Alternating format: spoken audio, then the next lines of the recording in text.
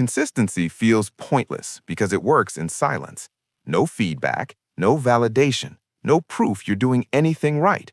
You wake up early, you train, you work, you say no to comfort. And when you look around, your life looks exactly the same.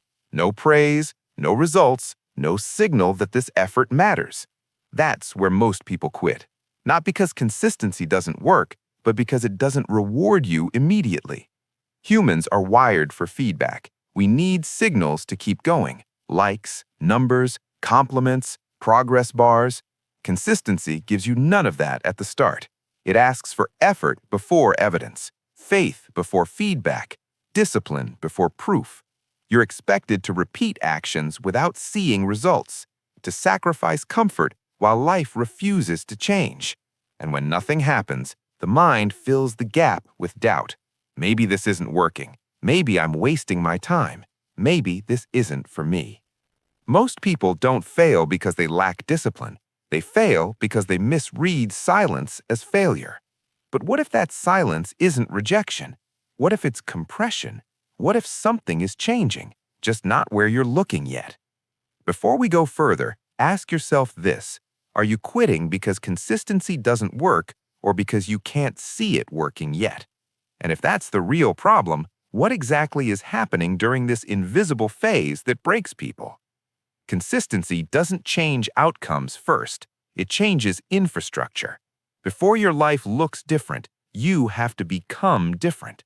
Your nervous system starts recalibrating from chaos to control, from urgency to patience, from reacting to regulating. Your habits begin aligning. Sleep stabilizes. Effort becomes predictable. Decision fatigue shrinks. Your tolerance for boredom increases. And that alone is a massive shift, because boredom is where most people collapse. But none of this is visible. You don't see discipline forming. You don't feel identity shifting. You don't notice standards solidifying. There's no external proof that anything is changing. And that's when the brain panics. This isn't working. You're wasting time. Other people are moving faster. Try something else. Not because it's true, but because your brain is addicted to stimulation. Early consistency removes instability, and instability is familiar. It's chaotic. It's emotional. It feels alive. So when consistency flattens that chaos, it feels empty, dull, pointless. No breakthroughs, no applause, no dramatic before and after story. Just repetition. And repetition feels meaningless until it compounds. That's why most people quit too early. They judge consistency by outcomes instead of what it's rewiring. So here's the real question. Are you measuring consistency by visible results or by the identity it's quietly building underneath? Because if you stay long enough, something does happen. But when it finally shows up, it shocks people. And that's exactly what we need to talk about next. What makes consistency so dangerous isn't effort, it's delay. Every meaningful system operates on delayed feedback. You train today, the body responds later. You study today, mastery shows up months from now.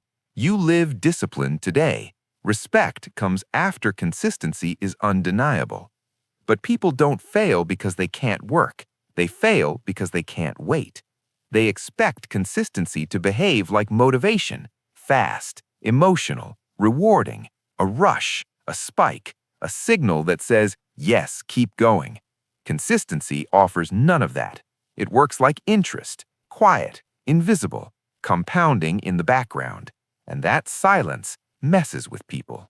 They show up for weeks, sometimes months, and when nothing obvious happens, they assume something is wrong. So they withdraw too early, right before habits lock in, right before discipline stabilizes, right before effort stops feeling forced and starts becoming automatic. That's the cruel part. Consistency feels pointless exactly when it's about to start working, because you're operating before the payoff window.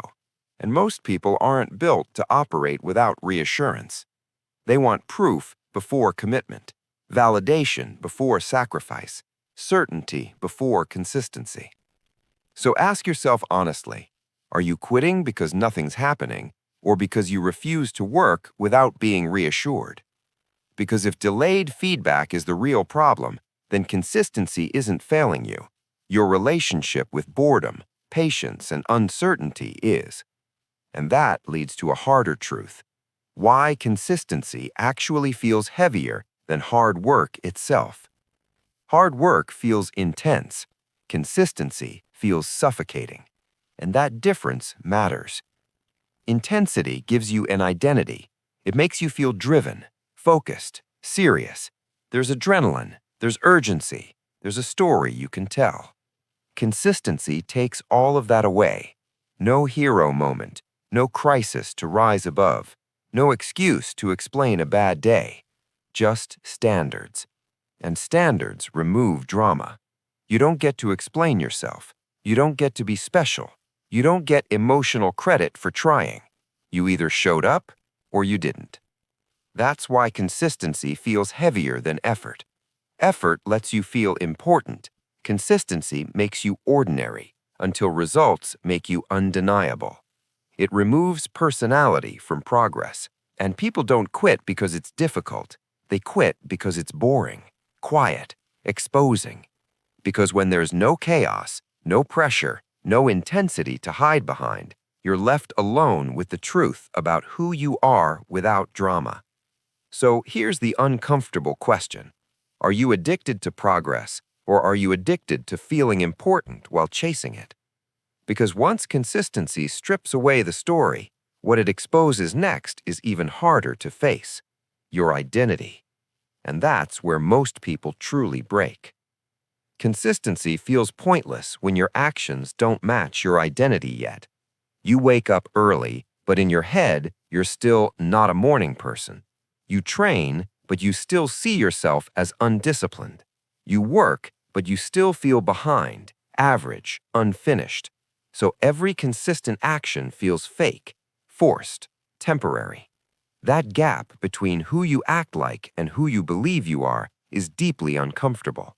So people retreat to familiarity. They go back to who they recognize, who feels honest, who feels safe.